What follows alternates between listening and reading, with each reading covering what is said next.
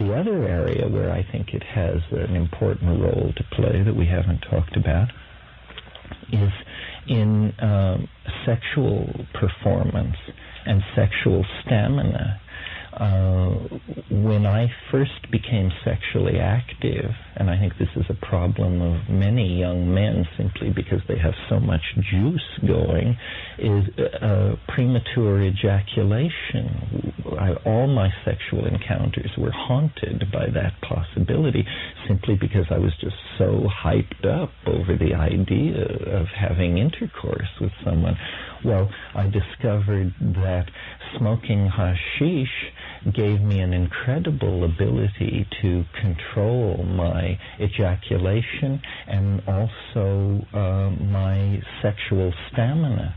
So these were invaluable social skills. It gave me verbal facility, sexual stamina, control over my ejaculation, beautiful visions, a prodigious memory. It did everything but suppress appetite, which it certainly did not do. The munchies, regardless of what pharmacologists tell us about how this is an illusion, the munchies seem to be a very real part of cannabis use, meaning that 40 minutes or an hour after smoking cannabis, one does find oneself rummaging through the cupboard looking for chocolate chip cookies. But this is hardly grounds for hanging, which is the current legal response in Malaysia.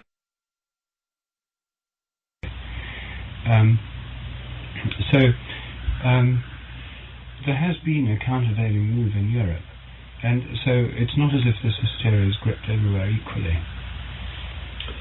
Then we'll be seeing increase of novelty and cultural evolution in Europe outstripping developments in the United States, according to our well, to some benefits. It may in fact be happening. I mean, I certainly feel much more at the center of novelty when I'm in Germany, where, by the way, people smoke cannabis in restaurants and quite openly.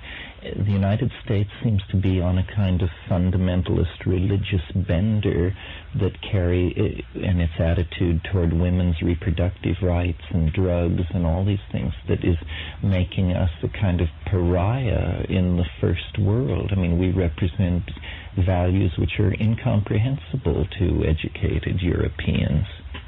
One thing that occurs to me that I'm sure Rupert would have enthusiasm for because it involves his grassroots science thing, this question of, does it make you lazy, does it give you energy, does it destroy your memory, does it enhance your memory?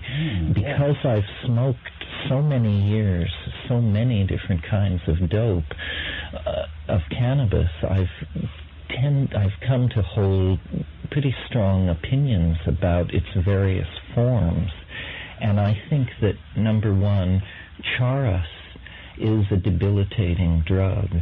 It has opium in it, it has datura in it, and it has various additives and binders that are not good. Marijuana, which is how most Americans smoke their cannabis, involves the incineration of too much inert vegetable material, so that you are getting pesticide residues, carbon monoxide, tars. All of these things are complicating the question of what does cannabis do.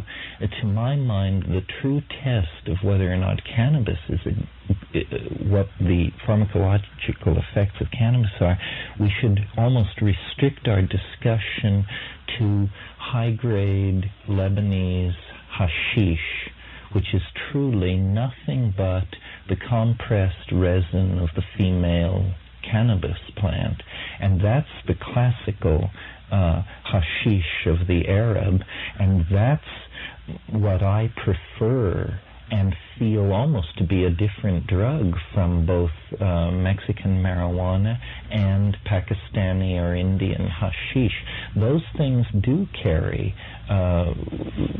detrimental qualities that are not present in the pure, for instance, 3 Lion or so-called red Lebanese hashish. That's the hashish that we want. That's the cannabis product that I would feel is the one that everyone should smoke before they judge or form a strong opinion about what cannabis can do. In spite of the increasingly repressive atmosphere in the United States, I imagine that marijuana smoking is still on the increase.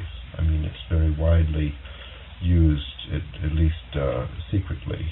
They claim not, but there's a decrease. Slow, slight. Tonnage? Yeah, they claim so. Still, it's sufficiently widespread that a certain amount of grassroots scientific experimentation could be going on if there was a way to share the results of the experiments.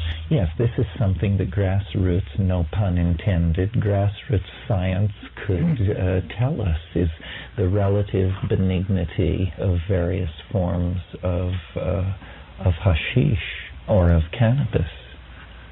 Indeed, yes. I mean, this would be a fairly easy project to carry out. I mean, assuming people had access to supplies of which they could compare. Mm-hmm. There used to be testing labs available. I don't know if there still are on the streets in Berkeley or San Francisco, for example. You could take your specimen of hashish and find out if it was opiated or not. Yes, that is a simple test, but questions about tars, pesticide residues, carbon monoxide output, various methods of smoking. You'd have to have a revival of kitchen chemistry, as it were. Right.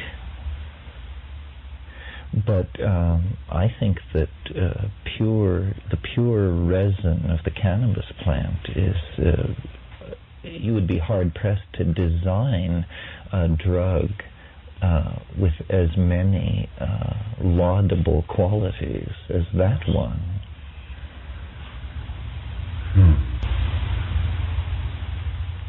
So then perhaps we should consider what would happen if the trend that's happening in Europe anyway continues, if cannabis is actually legalized, which is, as I say, it's already de facto legalized in parts of Germany, Switzerland, Italy, even to an extent in Britain. So what would happen?